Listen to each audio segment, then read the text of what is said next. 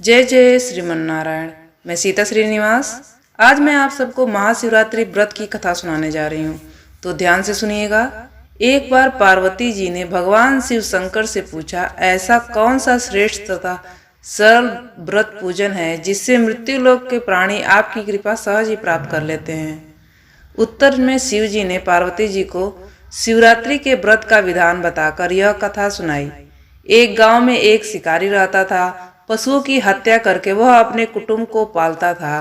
वह एक साहूकार का ऋणी था, लेकिन उसका ऋण समय पर न चुका सका। क्रोधवश साहूकार ने शिकारी को शिव मठ में बंदी बना लिया। संयोग से उस दिन शिवरात्रि थी। शिकारी ध्यान मग्न होकर शिव संबंधी धार्मिक बातें सुनता रहा। चतुर्दशी को उसने शिवरात्रि की कथा भी सुनी। संध्या होते ही साहूकार ने उसे अपने पास बुलाया और ऋण चुकाने के विषय में बात की। शिकारी अगले दिन सारा ऋण लौटा देने का वचन देकर बंधन से छूट गया। अपनी दिनचर्या की भांति वह जंगल में शिकार के लिए निकला, लेकिन दिन भर बंदी गृह में रहने के कारण भूख प्यास से व्याकुल था। शिकार करने के लिए वह एक तालाब के किनारे बेल वृक्ष पर पड़ाव लगाने लगा। बेल वृक्ष के नीचे शिवलिंग था जो बिल्व पत्रों से ढका हुआ था। शिकारी को उसका पता न चला।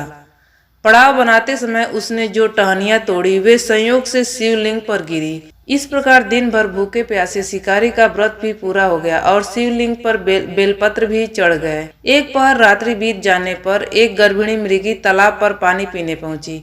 शिकारी ने धनुष पर तीर चढ़ाकर ज्यों ही प्रत्यंचा खींची, मृगी बोली, मैं गर्भिणी हूँ, शीघ्र ही प्रसव करूंगी। तुम एक साथ दो जीवों की हत्या करोगे, जो ठीक नहीं है। मैं अपने बच्चे को जन्म देकर शीघ्र ही तुम्हारे सामने प्रस्तुत हो जाऊंगी, तब तुम मुझे मार लेना। शिकारी ने प्रत्यंचा ढीली कर दी और मृगी झाड़ियों में लुप्त हो गई। कुछ ही देर बाद एक और मृगी उधर से निकली। शिकारी की प्रसन्नता का ठिकाना न रहा। समीप आने पर उसने अपने धनुष पर बाण चढ़ाया। तब उसे देख मृगी ने विस्मय पूर्वक कहा, हे पार्थी, मैं थोड़ी देर पहले ही ऋतु से निवृत्त हुई हूँ, कामातुर वीरिणी हूँ, अपने प्रिय की खोज में भटक रही हूँ और मैं अपने पति से मिलकर शीघ्र ही तुम्हारे पास आ जाऊंगी। शिकारी ने उसे भी जाने दिया। 2 बार शिकार को खोकर उसका माथा ठनका।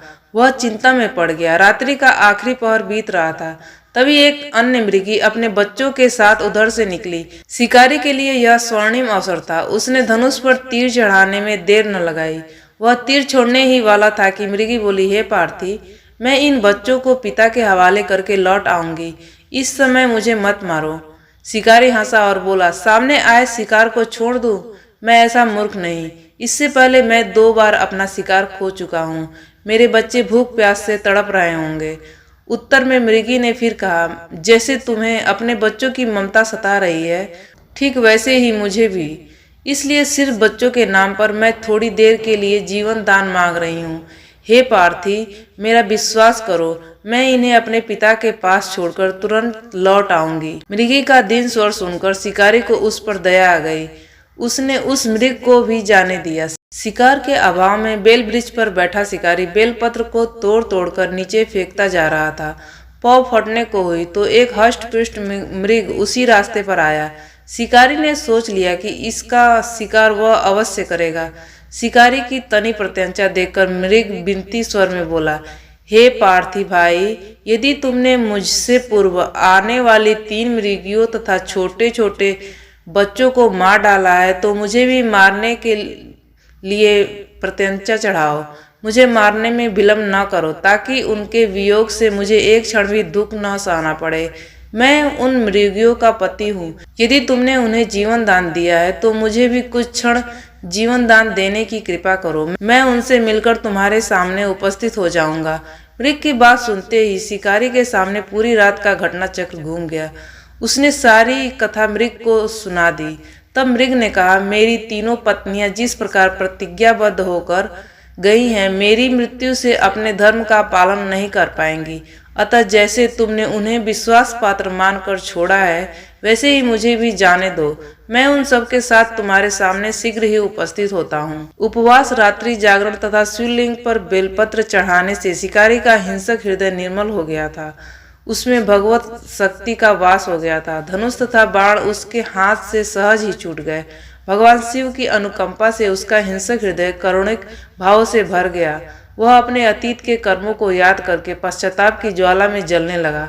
थोड़ी ही देर बाद मृग सपरिवार शिकारी के समक्ष उपस्थित हो गया ताकि वह उनका शिकार कर सके, किंतु जंगली पशुओं की ऐसी सत्यता, सात्विकता एवं सामूहिक प्रेम भावना को देखकर शिकारी को बड़ा ही ग्लानि हुआ। उसके नेत्रों से आंसुओं की झड़ी लग गई। उस मृग परिवार को न मारकर शिकारी ने अपने कठोर हृदय को जीव हिंसा से हटा सदा के लिए कोमल एवं दयालु बना लिया। देवलोक से समस्त देव समाज भी इस घटना को देख रहा था। घटना की परिणति होते ही देवी देवताओं ने पुष्प वर्षा की, तब शिकारी तथा मृग सब परिवार मोक्ष को प्राप्त हुए। अब मैं वीडियो को यहीं समाप्त करती हूँ। यह जानकारी आप सबको कैसी लगी कमेंट करके जरूर बताइएगा। Thanks for watching. आपका दिन शुभ हो।